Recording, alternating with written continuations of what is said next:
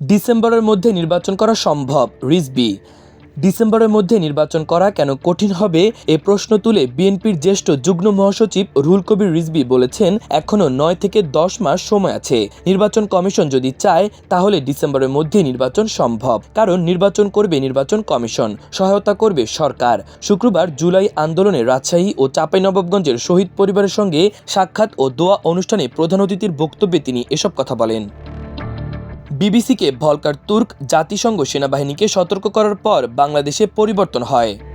বাংলাদেশে জুলাই আগস্টে ছাত্র জনতার আন্দোলনে দমন-পীড়নে অংশ না নিতে সেনাবাহিনীকে সতর্ক করার পর দেশটিতে পরিবর্তন হয় বলে মন্তব্য করেছেন জাতিসংঘের মানবাধিকার বিষয়ক হাই কমিশনার ভলকার তুর্ক। সম্প্রতি বিবিসির হার্ড টক অনুষ্ঠানে তিনি একথা বলেন। সেই আন্দোলনে আওয়ামী লীগের শাসনের পতনের পেছনে আন্তর্জাতিক চাপ থাকা না থাকার প্রশ্নে নানা আলোচনা হয়েছে বাংলাদেশের রাজনীতিতে। তবে এই প্রথম খোদ ভলকার তুর্কের কাছ থেকে এ বিষয়ে স্পষ্ট বক্তব্য এসেছে। তিনি বলেছেন, জাতিসংঘ সতর্ক করেছিল সেনাবাহিনী দমন-পীড়নে যোগ দিলে তাদের শান্তিরক্ষা মিশনে অংশগ্রহণ বন্ধ হয়ে যেতে পারে।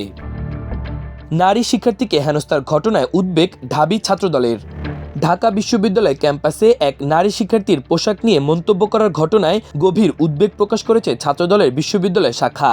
শুক্রবার সংগঠনের দপ্তর সম্পাদক মল্লিক ওয়াসিউদ্দিন তামি স্বাক্ষরিত সংবাদ বিজ্ঞপ্তিতে এ উদ্বেগ প্রকাশ করা হয়। ছাত্রদলের ঢাবি শাখার সভাপতি গণেশচন্দ্র রায় সাহস ও সাধারণ সম্পাদক নাহিদুজ্জামান শিপন স্বাক্ষরিত বিজ্ঞপ্তিতে বলা হয়, ঢাকা বিশ্ববিদ্যালয়ে নারী শিক্ষার্থীদের নিরাপত্তা ও স্বাধীনভাবে নিজ নিজ ধর্ম চর্চার অধিকার খর্ব হওয়া এবং সেই সঙ্গে সার্বিক আইনশৃঙ্খলা পরিস্থিতির অবনতির বিষয়ে গভীরভাবে উদ্বিগ্ন ছাত্রদল। মাগুরায় ধর্ষিত 8 বছরের শিশুর অবস্থা আশঙ্কাজনক। মাগুরার নিজনান্দুয়ালি গ্রামে ধর্ষণের শিকার 8 বছরের শিশুর অবস্থা আশঙ্কাজনক। তাকে ঢাকা মেডিকেল কলেজ হাসপাতালের পেডিয়াট্রিক ইন্টেনসিভ কেয়ার ইউনিটে নেওয়া হয়েছে। এর আগে বৃহস্পতিবার রাতে গুরুতর অবস্থায় তাকে ডামেকে আনা হয়। গত শনিবার নিজ বাড়ি শ্রীপুর থেকে মাগুরার নিজনান্দুয়ালি গ্রামে বোনের বাড়িতে বেড়াতে যায় শিশুটি। বৃহস্পতিবার সকালে বোনের শ্বশুর হিটু মিয়া তাকে একটি ঘরের মধ্যে নিয়ে ধর্ষণ করে। এই ঘটনায় শিশুর বোন জামাই মোহাম্মদ সজীব শেখ ও তার বাবা হিটু মিয়াকে আটক করেছে পুলিশ। আর নেই বিমান ভট্টাচার্য। বাংলাদেশ স্পোর্টস প্রেস অ্যাসোসিয়েশনের আজীবন সদস্য ও বীর মুক্তিযোদ্ধা বিমান ভট্টাচার্য আর নেই।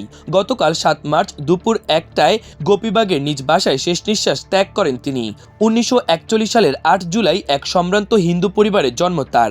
স্টেট ব্যাংক অব ইন্ডিয়ায় কর্মজীবন শুরু করল। পরবর্তী সময় দৈনিক বাংলার বাণী, বাংলাদেশ টাইমস, ডেইলি অবজারভার ও গুড মর্নিং পত্রিকায় সুনামের সঙ্গে সাংবাদিকতা করেছেন বিমান ভট্টাচার্য। শুক্রবার দিবাগত রাতে নারায়ণগঞ্জ কেন্দ্রীয় মহাশ্মশানে তাকে দাহ করা হয়। সিরিয়ায় আসাদ সমর্থক নিরাপত্তা বাহিনীর সংঘর্ষে নিহত 48।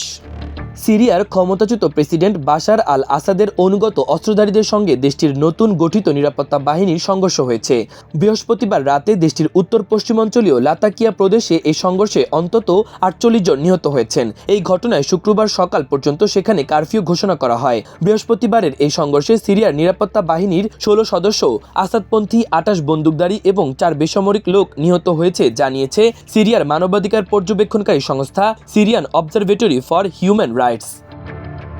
মাহবুবুর রহমান ইমন, আমার দেশ।